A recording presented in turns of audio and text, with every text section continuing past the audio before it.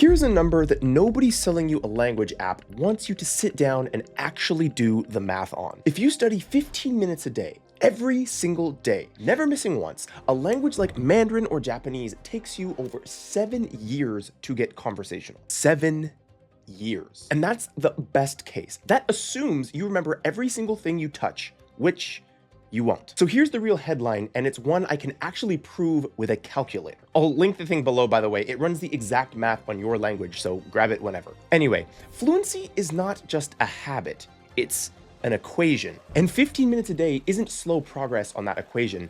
It's a bucket with a hole at the bottom. And I'm the proof, but not the way you think. I'm not some savant who's good at languages. I spent years failing at this responsible way first. When I picked up Japanese, I did everything you're supposed to do. The grammar app, the paper flashcards, a traditional tutor, the homework. And I got almost nowhere. I basically quit. Then I changed exactly one thing. I stopped trickling and started pouring. When I got to Mandarin, which is one of the hardest languages on earth for an English speaker, I went all in. I even woke up at 1 in the morning to get hours in because that was the only block of time where nobody could steal it from me. And as you may know by now, by about 182 days, I was sitting with my wife's family having real conversations for hours entirely in Mandarin. Of course, the Mandarin wasn't perfect, but we understood each other and that was just fine. But regardless, this was not 7 years. This was 182 days. The same brain that failed Japanese on the slow plan. The only thing that changed was how fast I poured. And I need to be really clear about this because it matters more than anything else I'm going to say today. I'm not gifted. Unfortunately, Japanese proved that to me. I didn't have some special talent, I had a method, and a method is the whole thing. So if you've been showing up every day, doing your little streak, quietly wondering why you still can't understand one normal sentence, you are exactly who I made this for. This is the math that they skipped.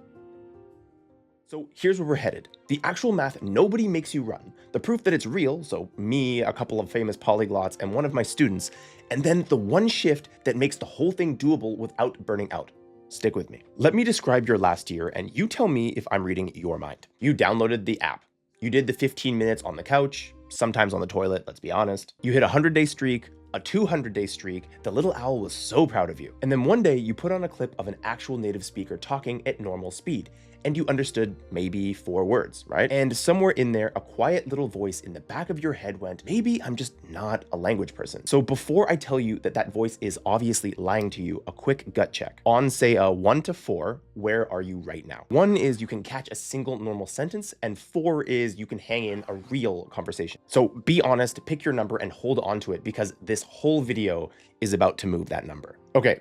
I need you to actually hear this part because it's probably the most important sentence in the whole video. You are not broken. You are not too old. You are not untalented. You did not fail at this. The method you tried failed. You were handed a teaspoon, told to go empty a swimming pool, and then made to feel bad because the water level didn't move. And here's the exact lie that put that tablespoon in your hand in the first place. Somebody somewhere told you consistency beats intensity. And while there are elements of that can be helpful, there are some issues with it too. Just be consistent, 15 minutes a day. Just like brushing your teeth, right? 2 minutes in the morning, 2 minutes at night, and you're golden. And that sounds so wise, so calm, so adult. It's also completely wrong for this, and it's worth understanding why. Language is not dental hygiene. See, when you're brushing your teeth, you're just trying to maintain something that you already have. You're not building a second set of teeth from scratch, obviously. But this is exactly what you're doing with a language. You're building one from effectively nothing. Now, not literally zero because you have some understanding of some things, but it's not the same as brushing. Language learning is not brushing. It's construction. It's a training camp. And nobody ever built a house or a body for that matter, or a second brain 15 minutes at a time with 11 months of weekends in between. Here's what's actually going on under the hood, and it's genuinely not your fault and nobody explained it to you. Your brain learns a language by hearing things over and over until the pattern locks in. That's the whole engine, frequency. You need to bump into the same word again and again and again, close enough together that your brain goes,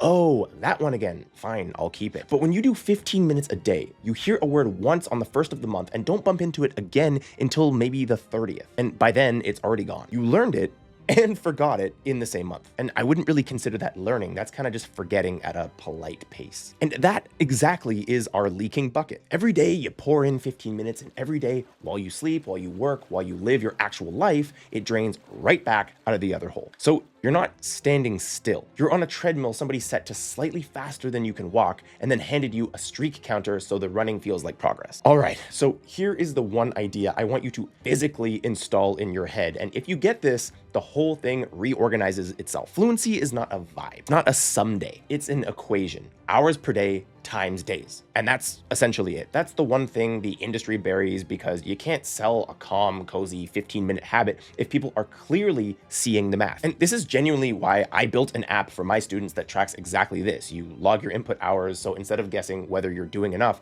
you can actually watch your volume just stack up. Because the second the work becomes a real number instead of a vague feeling or vibe, it gets a lot harder to lie to yourself about a teaspoon a day. So let me show you the actual math, because the numbers aren't even a secret. The US Foreign Service Institute, the people who train American diplomats, have been timing this for decades. An easy language for an English speaker, I'm talking Spanish, French, Italian, runs you around 600 hours. German, more like 750 or so. Slavic stuff, so Russian, Polish, around 1100 hours. And the big four, Mandarin, Japanese, Korean, and Arabic, 2,200 hours in their world. Though with an input first method, I'd argue that you can hit real conversational comfort a lot earlier. Maybe we could call it around 700-ish hours or so. Now, that's fine. You may disagree, whatever. I've seen it happen in the past, but whatever. Let's just use 700. And by the way, if you'd rather plug your own numbers and own situation in rather than taking my kind of broad 700, then you can use the free tool that I mentioned that's down in the description. Okay, back to the math. At 15 minutes a day, 700 hours takes 7.5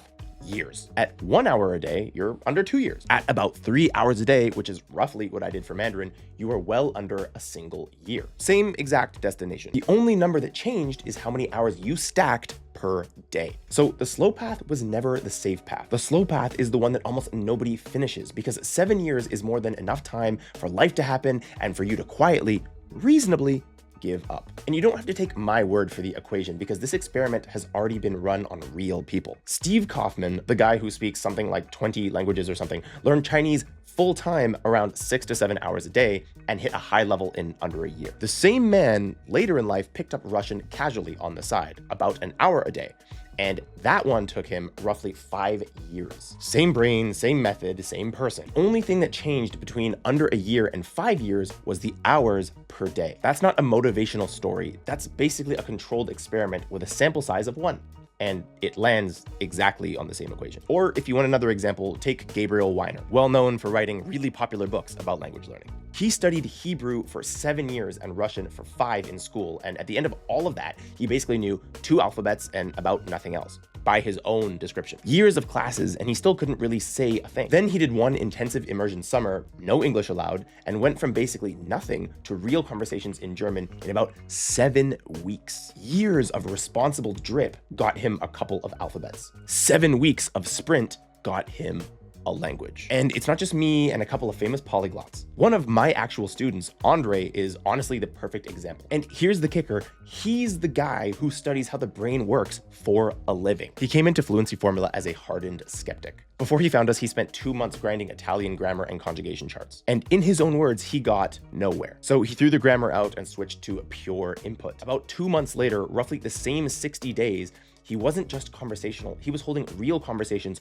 with native speakers. Same person, same brain, the same 2 months. The only thing that changed was the method. It works on purpose. It's not luck, and it's definitely not talent. And this is the part that sounds insane, but it actually is the lazy way, and I mean that literally. Going hard for a short, defined season is actually easier than trickling for a decade. I call it sprint, then coast. You pick a window, maybe a few months or so, and you go genuinely athletic on this thing. Real hours every day, like you're in a training camp, and then because you actually cross the finish line, you get to coast on that skill for the next 60 years. And nobody talks about the coast, so let me, because it's half of the equation everybody seems to hide. The fear sitting in the back of your head right now is, so you're telling me I have to do 3 hours a day forever? That's gonna eat up my whole life, no? No. That's the entire point of the sprint. Once the bucket is full, the hole barely matters, because the water level is way up here and it drains so slowly that just living your life basically keeps the bucket topped off. The coast Coast isn't studying. The Coast is basically watching a show that you actually like in your second or third or fourth language because it's genuinely fun now. You sprint precisely so that maintenance becomes basically free for the rest of your life. And the trickle never buys you that. You pay the daily tax forever and you never actually get to own the thing. And here's the part that should take a little bit of weight off your chest. You've probably been scared of burning out because every creator out there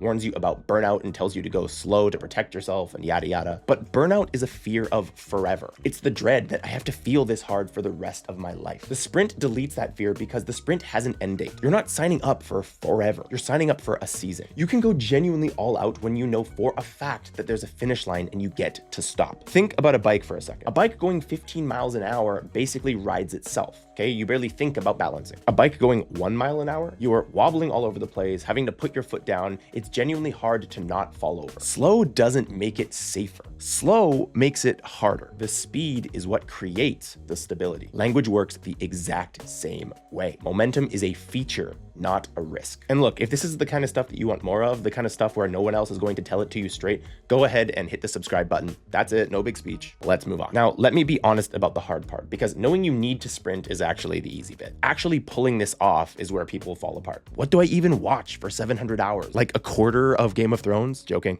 But for real, how do I find content at the right level so I'm not just drowning? How do I know I'm actually putting in the volume instead of guessing? See, that's the stuff that quietly sinks people around week 3 or so. And honestly, that's most of what we do inside of the Fluency Formula cohorts. We take the guessing out of it, we hand you the roadmap and the tracking and the people who keep you from quitting. That way you can just put your head down and focus on the reps. But hear this, okay? You don't need me to start. You really need 2 things: your real number and the discipline to go and hit it. And the number actually is the part that I can give you for free right now. So the question your brain is probably asking right now is, okay, so how many hours do I actually need for my language, for my goal? And that's exactly why for this video, I actually built a free little tool that you can use, and it's called the Sprint Planner. You tell it what you're learning and you tell it that you want to be conversational, and it runs the equation for you. Exactly how many hours a day it takes and whether the timeline in your head is realistic or just a fantasy. Again, it's completely free and it only takes about 2 minutes, and the link is right there in the description and the pinned comment. You can go ahead and do it the second this video ends, because a real number changes everything about how you actually show up the next day. Because look, the hours have to come from somewhere, and the people who actually get fluent are the ones who decide where the hours come from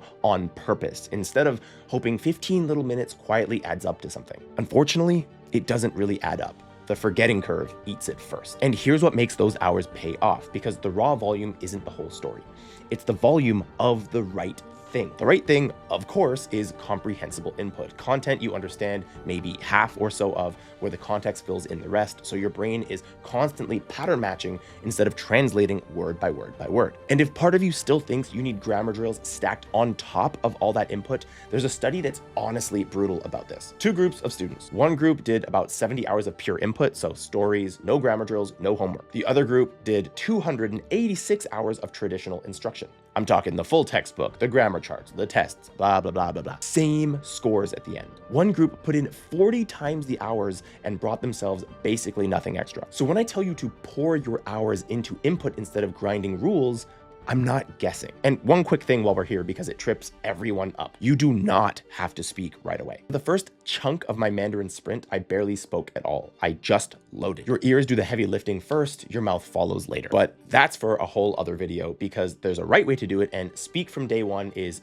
genuinely terrible advice. For now, just know that speaking takes care of itself once you've poured enough in. So let's get back to the bucket with the hole in it. The hole never actually closes. Not for me, not for anybody. That's just how memory works. The only thing you can ever really control is how fast you pour. Pour slow and it drains out faster than it fills, and you spend years feeling like a personal failure over what has honestly just been a math problem the entire time. Pour fast for one focused season, and the water level finally climbs past the hole, and the language stops leaking out of the other side and starts living inside of you. Discomfort early, comfort forever. You were never bad at this. You were handed a teaspoon, a swimming pool, and a streak counter built specifically to make the teaspoon feel like it was working. You are not behind. You were pouring into a bucket with a hole in it and blaming your own arm. You can finally put the teaspoon down. So pull up the Sprint Planner, the link's right there in the description, and get your real number, your hours, your plan. Or if you're an Instagram person, just send me the DM Sprint on Instagram and I'll send it straight to you. Either way, stop guessing and go get the actual math, because once you can genuinely see the finish line, the work gets a whole lot easier to do. Thank you so much for watching. I'll see you in the next one.